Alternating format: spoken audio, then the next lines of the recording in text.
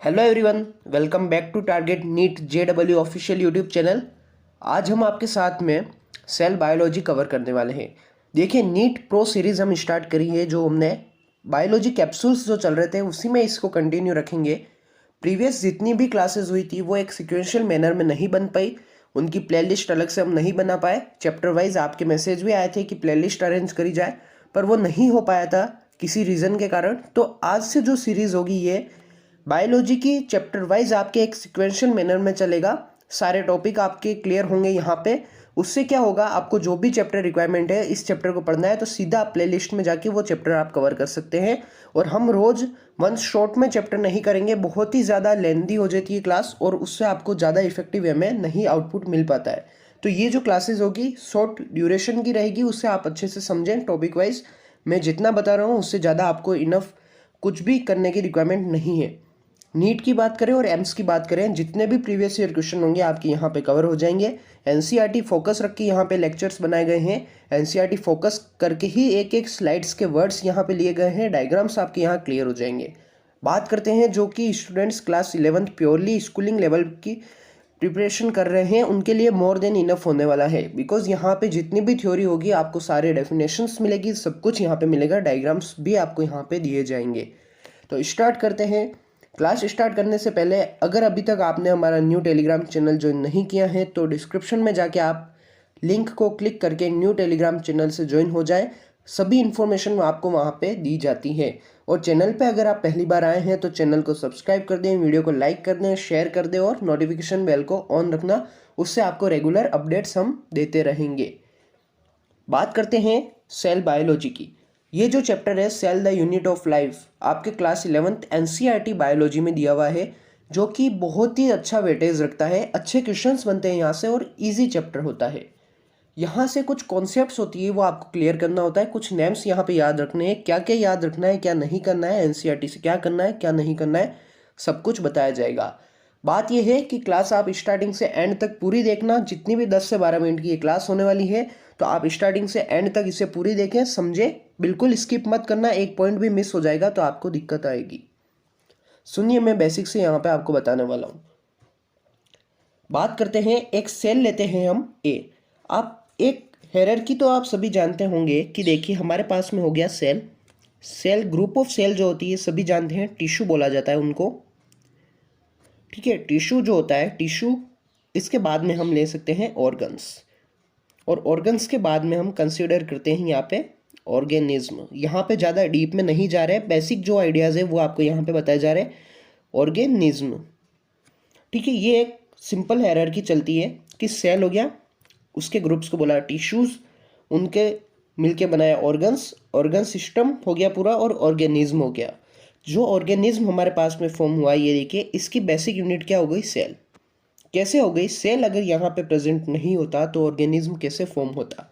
First बात तो ये आती है, सेल जो होता है बेसिक यूनिट ऑफ ऑर्गेनिज्म इसे बोला जाता है, और स्ट्रक्चरल फंडामेंटल यूनिट भी इसे ही बोला जाता है। स्टार्ट करते हैं। एक वर्ड आता है आपके पास में, मेटाबॉलिज्म। इस वर्ड में इतने सारे आपके कॉन्सेप्ट छुपे हुए हैं कि इसी से आपको ब्रेक डाउन करके कितने सारे वर्ड्स होंगे अभी आपको समझ में आएगा। बात करता हूं एक सेल की मैं। ए सेल है हमारे पास में, ए सेल है, लिविंग सेल की बात की जा रही है यहाँ पे। तो ये सेल जो है इसके अंदर आपके चल रही है रिएक्शन। अब देखिए सेल के अंदर अगर रिएक्शन चल रही है तो हमारे पास में दो कंडीशन यहाँ पे आती है। ठीक है, दो कंडीशन यहाँ पे हमारे पास में आती है कि जो रिएक्शन चल रही है उसके कारण या तो किसी चीज़ का फॉर्मेशन होगा या फिर किसी चीज़ का ब्रेकडाउन होगा। देखिए, फॉर्मेशन होना या फिर मेकिंग प्रोसेस हम बोल सकते हैं, या फिर फॉर्मेशन होने को आप क्या कंस्ट्रक्टिव प्रोसेस बोल सकते हैं। हाँ, हम इसे कंस्ट्रक्टिव प्रोसेस भी बोल सकते हैं, कंस्ट्रक्टिव। और क्या ब्रेकडाउन जो हो रहा है डिस्ट्रक्टिव प्रोसेस हो गया, कंस्ट्रक्टिव, डिस्ट्रक्टिव। बहुत ही ज़्यादा बेसिक बता रहा हूँ मैं, समझा आप इसे। ठीक है, रिएक्शन जो चल रही है कंस्ट्रक्टिव हो गई, डिस्ट्रक्टिव हो गई, दो वेज हमारे पास में आ गए, ये एक फॉर्मेशन एक ब्रेकडाउन। अब बात करेंगे फॉर्मेशन और ब्रेकडाउन में कि जो रिएक्शन हुई इसका सम टोटल करें तो ये आपको मिलेगा फॉर्मेशन और ब्रेकडाउन। दोनों है तो रिएक्शन ही ना, ब्रेकडाउन रिएक्शन है, फॉर्मेशन रिएक्शन है। तो इन दोनों का जो सम होगा वो इस रिएक्शन में है। इस रिएक्शन में जो सम है, सम में क्या क्या कंसीडर होगा, आपके फॉर्मेशन और एक ब्रेकडाउन। तो ये जो आपका जो दोनों मिला के बोला गया है इसे बोलते हैं metabolism. Sum total of all biochemical reaction, इसे बोला जाता है मेटाबॉलिज्म। एक वर्ड आता है आपके पास में एनाबॉलिज्म, एक कैटाबॉलिज्म। फॉर्मेशन अगर हो रहा है, ब्रेकडाउन अगर हो रहा है, फॉर्मेशन अगर चल रहा है तो इसे बोला जाएगा anabolism, A for anabolism. And अगर ब्रेकडाउन चल रहा है तो इसे बोला जाएगा सी फॉर कैटाबॉलिज्म। ये बात आपको समझ में आ गई होगी अच्छे से, ठीक है। तो इसकी हम थ्योरी देख लेते हैं कुछ थोड़ी सी जो आपके रिक्वायरमेंट है। यहाँ पे आ गया हमारे पास में sum of all biochemical reaction taking place inside a living body, इसे बोल दिया गया है मेटाबॉलिज्म। दो फॉर्म हो गई हमारे पास में, एनाबॉलिज्म और कैटाबॉलिज्म। इस पे थोड़ा हाईलाइट करेंगे हम कि एनाबॉलिज्म जो है आपके सिंथेसिस हो रहा है, फॉर्मेशन हो रहा है, तो उससे बोला गया एनाबॉलिज्म। जैसे कि फोटोसिंथेसिस, फोटोसिंथेसिस में फॉर्मेशन हो रहा है तो उससे कंसिडर किया जाता है as a anabolic process. Catabolism की बात करें, breakdown formation, breakdown destructive process होता है, रेस्पिरेशन हो गया जैसे कि कैटाबॉलिज्म। और there is no any exception of metabolism, ये इंपॉर्टेंट लाइन है, नीट में पूछी गई थी, ठीक है, नीट में पूछी गई थी, इसे आप नोट्स में लिखेंगे, there is no any exception of metabolism, ठीक है। तो आगे चलते हैं, ये तो कुछ बात हो गई बेसिक सी। आगे हम बात करेंगे सेल की। देखिए सेल जो होता है, मैं आपको कुछ थ्योरी बता रहा हूँ यहाँ पे, the basic unit of life, ठीक है, बेसिक यूनिट ऑफ लाइफ है, कैसे हमने समझ लिया पीछे। Cell is basic structure of organism, ठीक है, cell tissue organ, organ system, organism. Unicellular organism are capable of, यहाँ पे ये बताया गया है, आप देखिए कि सेल्स है तो सेल्स में सिंगल सेल प्रेजेंट है तो यूनिसेल्युलर, मल्टीपल सेल्स है तो मल्टी सेल्युलर, ठीक है। यहाँ पे ये बात समझाई गई है एनसीईआरटी के अंदर कि यूनिसेल्युलर ऑर्गेनिज्म जो होते हैं, सिंगल सेल के हम बात करें यहाँ पे यूनिसेल्युलर ऑर्गेनिज्म की, single cell are capable of, ये कैपेबल होते हैं इंडिपेंडेंट एग्जिस्टेंस करने के लिए, ये इंडिपेंडेंट लाइफ एग्जिस्ट कर सकते हैं। यूनिसेल्युलर ऑर्गेनिज्म की यहाँ पे बात की जा रही है, ठीक है, पेन और इंडिपेंडेंट एग्जिस्टेंस ही कर सकते हैं, performing essential functions of life, ठीक है, इनके जो एसेंशियल रिक्वायरमेंट फंक्शंस है वो इनको परफॉर्म कर सकते हैं। जैसे कि बैक्टीरिया हो गया, इंडिपेंडेंट एग्जिस्टेंस करता है, आप सभी जानते हैं। तो इंडिपेंडेंट एग्जिस्टेंस किस बेसिस पे ये कर रहे हैं, इनके पास में ऐसा क्या चीज़ है कि एक सिंगल सेल ही वर्क कर रहे हैं, मल्टीपल वर्क्स, और ये एग्जिस्ट कर रहे हैं नेचर के अंदर, इनके फंक्शंस किए जा रहे हैं, ये आराम से सर्वाइव कर पा रहे हैं। तो ये बात हम समझेंगे कि इनके पास में सेल मेम्ब्रेन है या फिर प्लाज्मा मेम्ब्रेन जिसे बोला गया, इनके पास में साइटोप्लाज्म है और इनके पास में डीएनए है। अगर ये तीनों किसी भी ऑर्गेनिज्म के पास है तो वो इंडिपेंडेंट एग्जिस्ट कर सकेगा।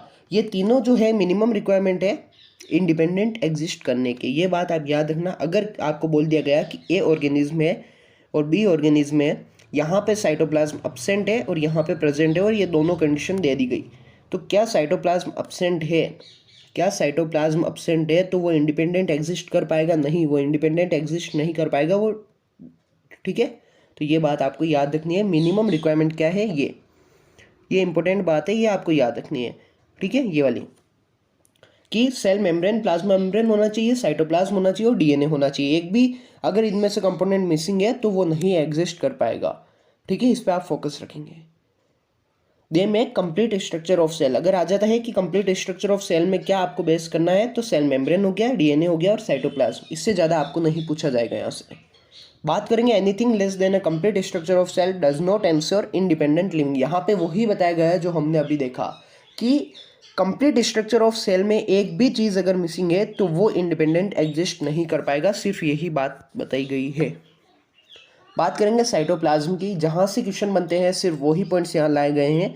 Main cellular arena, maximum cellular activity occurs here, cytoplasm में मैक्सिमम सेल्यूलर एक्टिविटी होती है। सेल्यूलर एक्टिविटीज़ तो अदर ऑर्गन्स में भी चलती है पर साइटोप्लाज्म में मैक्सिमम चलती है, ये बात याद रखना। मैक्सिमम कहाँ चलती है? साइटोप्लाज्म में। मैक्सिमम मेटाबॉलिक रिएक्शंस आ जावे अगर तो भी आपको आंसर जाना है साइटोप्लाज्म के अंदर ही ये चलता है। बात करेंगे साइंटिस्ट कंट्रीब्यूशन की, जो कि नीट और एम्स में पूछे जाते हैं, नीट के लिए मोस्ट इंपोर्टेंट हो जाता है साइंटिस्ट कंट्रीब्यूशन। देखना ध्यान से समझना, साइंटिस्ट कंट्रीब्यूशन की मैं बात करूंगा यहाँ पे कि साइंटिस्ट कंट्रीब्यूशन में फर्स्ट आपके पास में आते हैं रॉबर्ट हुक, इनका याद रखना है 1665 ईयर, ये ईयर आपको याद होना चाहिए रॉबर्ट हुक के बारे में। क्वेश्चन आएगा फादर ऑफ साइटोलॉजी कौन है, रॉबर्ट हुक आंसर जाना चाहिए। पूछ लिया जाएगा discovered first dead cork cell, dead cell आएगा तो रॉबर्ट हुक जाएगा आंसर आपके। लिविंग सेल के लिए मैं अलग साइंटिस्ट का नेम बताऊंगा, उसे आपको याद रखना है।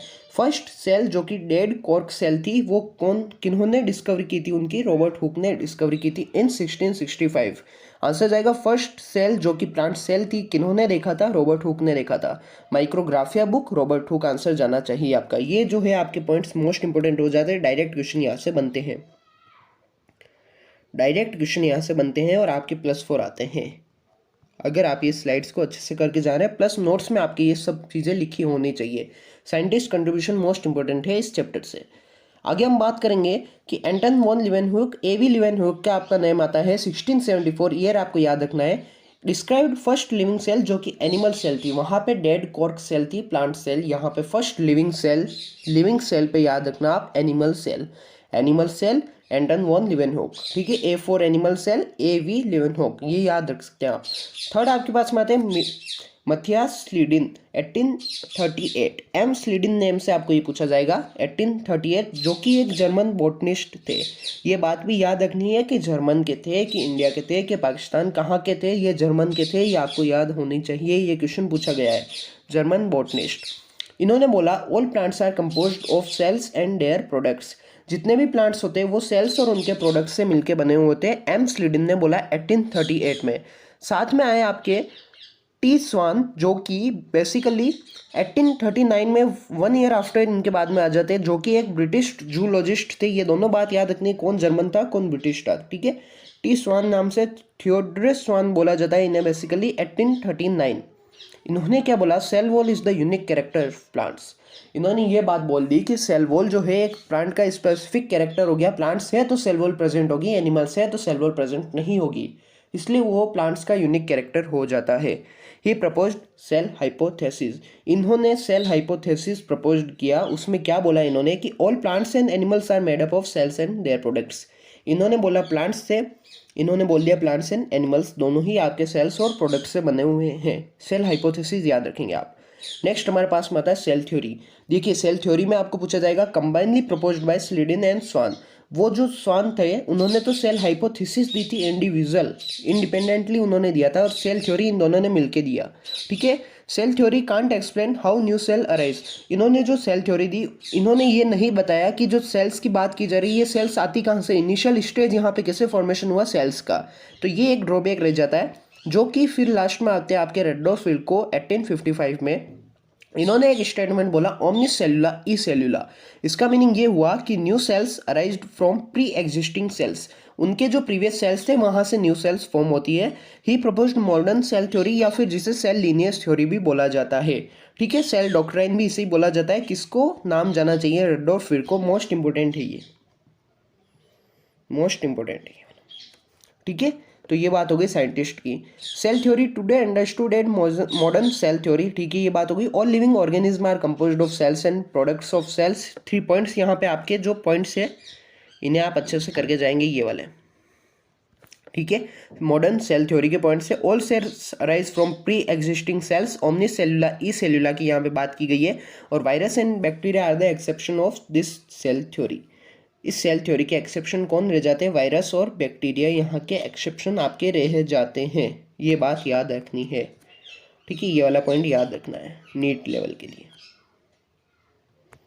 ठीक है। नेक्स्ट हम आगे चलते हैं कि virus is the biggest exception. ये तो वायरस और बैक्टीरिया में अगर प्रायोरिटी पूछी गई तो वायरस जो होगा आपका बिगेस्ट एक्सेप्शन होगा। यहाँ पे कुछ आपकी यहाँ पे डेटाज दे रखे हैं,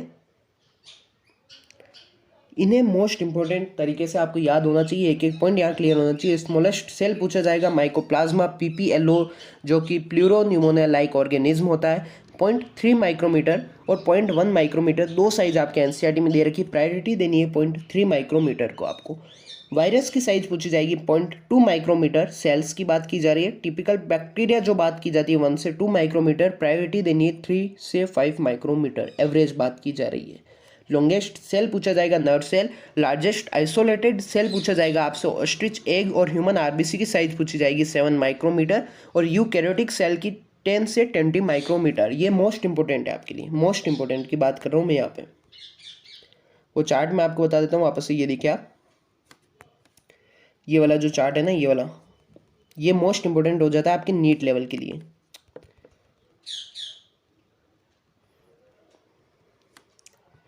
ठीक है, ये वाला, इसे आप लिख देना नोट्स में आपके। वैसे आपको ये पीडीएफ मिल जाएगा, पर नोट्स में आप लिख देना इसे।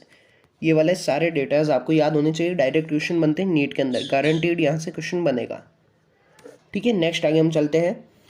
डिफरेंट शेप्स की हम बात करते हैं। आज की क्लास थोड़ी सी लंबी हो रही है, मैं जानता हूँ, थोड़ा सी हम देख के और नेक्स्ट क्लास में इसको एक्सटेंड करेंगे।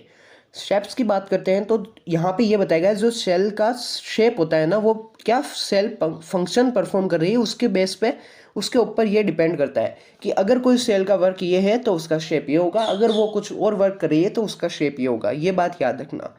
बात करेंगे RBC biconcave and round, इसका शेप हो जाता है columnar epithelial cells long and narrow shape की हो जाती है। नर्व सेल्स लॉन्ग और ब्रांच्ड होती है। ट्रैकिड्स की बात करें एलोंगेटेड होती है। Mesophyll cells round oval. और डब्ल्यूबीसी अमीबॉइड जो कि इरेगुलर शेप लाइक स्ट्रक्चर हो जाता है डब्ल्यूबीसी या फिर अमीबॉइड वाला। ठीक है, तो ये भी आपके लिए बहुत ही ज़्यादा इंपॉर्टेंट हो जाता है नीट लेवल के लिए, मोस्ट इंपॉर्टेंट।